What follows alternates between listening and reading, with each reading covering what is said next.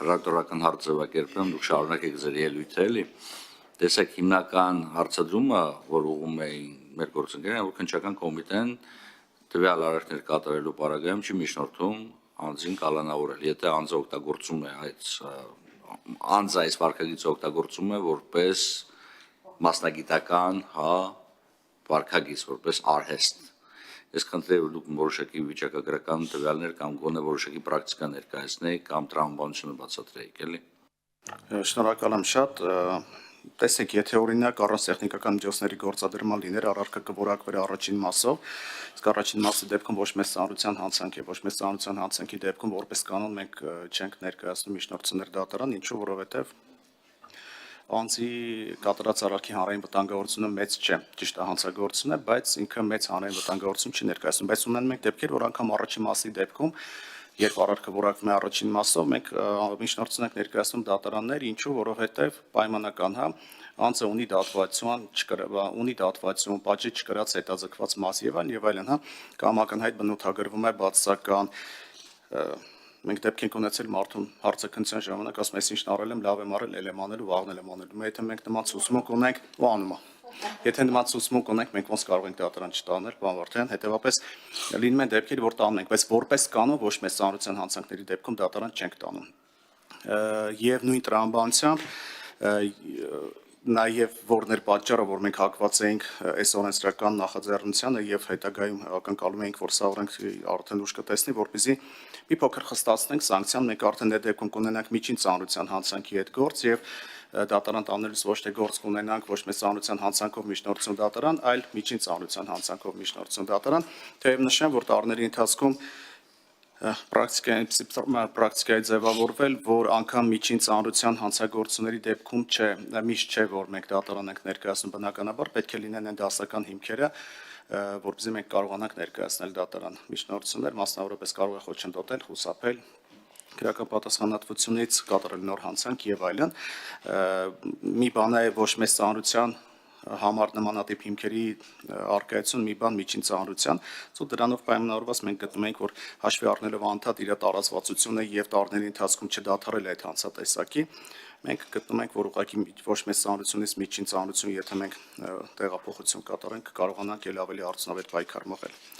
Եվ թույլ տվեք կրկնվեմ, միանշանակ կլինի ոչ մեծ ծանրության հանցանք, թե միջին ծանրության հանցանք, մենք պետք է ունենանք այն դասագրքային հիմքերը, այսպես ասած, որոնք գործում արտացոլված կլինեն կոնկրետ փաստական տվյալներով, ապացույցներով, որպեսզի կարողանանք դատարան մտնել եւ ստանալ դատարանի բավարարումը մեր միջնորդությունների։ Հիմնական սա է պատճառը, որ չենք տանում։ Ես այդուհանդերձ եմ չարաշահել, որտեղ տարբերակ չունեմ, էլի։ Գուցե որտեղ ուզում հասկանամ, անհրաժեշտություն ունենք խստացնելու ստեղ, թե չունենք այդ անհրաժեշտություն, չկներեք։ Տեսեք, պարոն Այվազյան, դուք ասում եք, որպես կանոն չենք տանում։ Բայց հիմա հետևյալ իրավիճակն է, ես օրինակ 3 դրվագ հիշեմ, էլի, մի դրվագ է, երբ որ չգիտեմ 14-16 տարեկան երեխաները, ասենց ասեմ, զուտ այդ ռոմանտիկայի տեսանկյունից փորձում են ինչ-որ բան անեն, չգիտեմ, այ օրինակ ես կարամ այս ավտոյի դուռը բացեմ, ցույց տալու համար որ կարամ օրինակ, չգիտեմ, այդ էմբլեման տանեմ, տեսեք ես կարացա տանել եւ այլն, սա այսպես ասեմ դրվագային, տարիքային հանցագործություն, տվյալ պարագայում իհարկե հասկանալի է, որ դու դատարան չես գա եւ միջնորդես որ տանձին ենթարկեն պատասխանատվության։ Մի հատ էլ դրվագ կար, հիշում եմ տասնամյակներ առաջ, մի հատ ընկեր ունի, ասեց sense որ շարունակվի չգտնեմ այդ դետալը, ստիպված մի հատ ավտո պետքա գտնեմ վրից հանը, որտեղ ոչ մի տեղի չեմ կարող գտնեմ։ Սա էլ է հանցավոր, չեմ օրինականացնում վարքագիծը, բայց ասում եմ, չեմ կարող գտնեմ։ Իսկ ավելի կոնկրետ, ասեմ ավտոմեքենայի մակնիշ որ չգովազդեմ, ավտոմեքենայի մասերից մեկն էր, որ չէր կարող գտնել։ Երրորդ դրվագ է, որ մարդը ըստ էության, կատարում է այդ արարքը փող աշխատելու համար։ Եվ եթե մենք ունենք այդ տվյալները, իմ խնդիրս հետևյալն է, պարոն Այվազյան, եթե մենք ունենք տվյալներ, որ այս մարդը սա անում է զուտ փող աշխատելու համար, այսինքն ոչ ռոմանտիկան է այստեղ, ոչ ավտոյի դետալ չկարում գտնի, որ վերջ ճարնա, ինքը անում է սա որպես արհեստ։ Եվ մենք ասում ենք, դե սա միջին ծանրության է, դրա համար որպես կանոն չենք դանում, սա ես չեմ հասկանում, որտեղ մեկ օրինակ քննչական կոմիտեն նաև ոչ մեծ կամ միջին ծանրության արարքների համար է կալանավորում պահանջում։ Իմաստային դասական դեպքն է իմ կարծիքով, որ անձը դա օգտագործում որպես արհեստ, դա պետք է կանխարգելվի, կանխարգելու միակ միջոցը ըստ էության այդ անձին չեմ ուզում ասեմ ազատություն զրկելը, բայց անձ այդ հնարավորությունը այդ հանցագործություն կատարելու կանխարգելելն է։ Այս տեսանկյունից ես ուզում հասկանամ քննչական կոմիտեի մոտեցումը, որովհետև պարոն Այվազյան, ինչ եմ սա ասում։ Խնդիրը հետևյալն է, խստացումը այստեղ անհրաժեշտ է, որովհետև մենք տարբերակ չունենք, եթե դուք ասեք կներեք, այս արարքի համար մենք չենք կարող որևէ եղանակով կալանավորում տանք, չի տալիս դատարանը, սա սկզբունք է, այդ պարագայում հասկանալի կլիներ, բայց երբ որ ասում ենք որպես կանոն դիմում ենք, որ կարանք դիմենք, բայց չենք դիմում, ես մոտ հարցադրում առաջանում, եւ գործընկերների մոտ հարցադրում առաջանում, գուցե պետք չի խստացնել, գուցե ընդհակառակը պետք է այս մոտեցումը փոխել, որպեսզի մենք կարողանանք գնանք առաջ, այլ չեմ չարաշահել։ Շնորհակալ եմ, պարոն Վարդանյան, ես ձեզ վստահեցնեմ, որ եթե ձեր ասած դեպքերը լինեն, անվերապահորեն մենք մտնում ենք դատարան միջնորդությամբ։ Ինչու, որովհետև ձեր ասած, եթե դա մարդու ապրուստի միջոցն է, այսինքն կատարել է դա որպես արհեստ, հետևապես դա նրա եկամտի հիմնական միջոցն է, աղբյուրն է, հետևապես նա անընդհատ է կատարում, որովհետև մեկ լուսարձակա կամ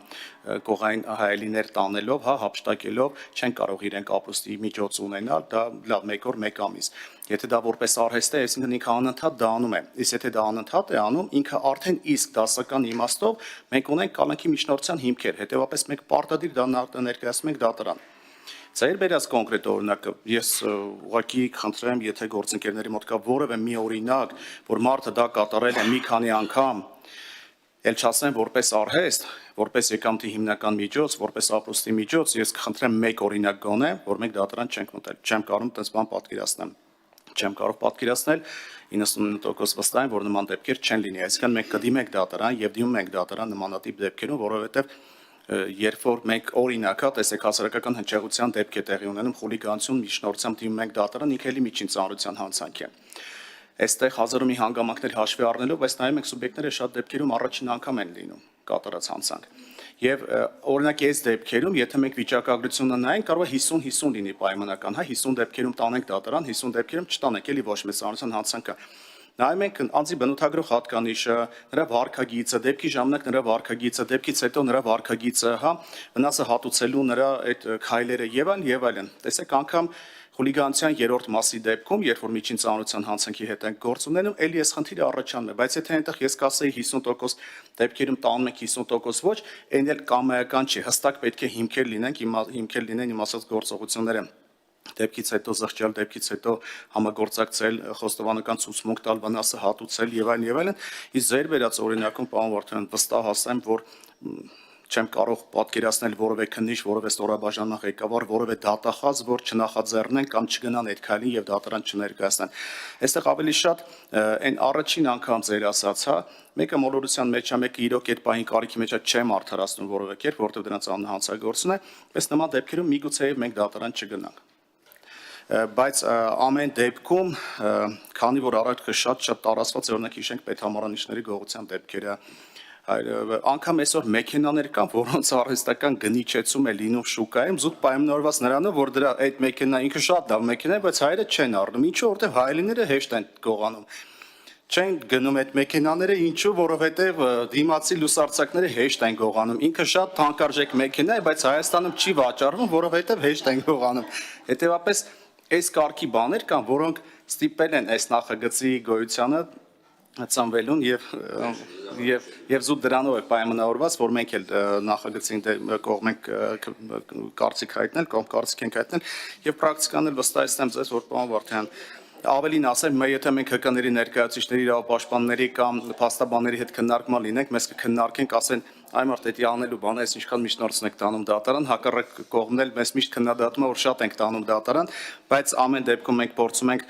հստակ հիմքերի առկայության դեպքում կարող է անգամ այս նույն դեպքը լինել առաջին մասի ձևակերպմամբ եւ մենք էլի տեսնենք հիմքեր ավելի խիստ խափան միջոց կիրառելու համար ամբողջ խնդիրը հիմքերի առկայություն կամ բացակայությունն է շնորհակալություն Շնորհակալություն պարոն Այվազյան ես խոսք փոխանցեմ դատախազության մեր գործընկերներին եւ տեսնենք դատախազության դիրքորոշում այս հարցի վերաբերյալ հարգելի գործընկերներ իհարկե 8-րդ գումարումը հարց ունեիք չէ Ելույթ հնարություն կունենանք, իհարկե բոլորին լսենք,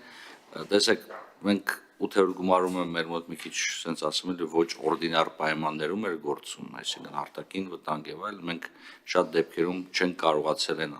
կարևոր ուշադրություն դարձնել քրեաիրավական օրենսդրության զարգացմանը, բայց քրեական օրենսգրքում ցանկացած փոփոխություն, ցանկացած խստացում իմ կարծիքով ենթադրում է լայն քննարկում, որովհետև մենք պետք է հասկանանք ամեն ինչ որ խստացնելով մենք կարող ենք հասնել հաջողության, սա այն դեպքը չի իհարկե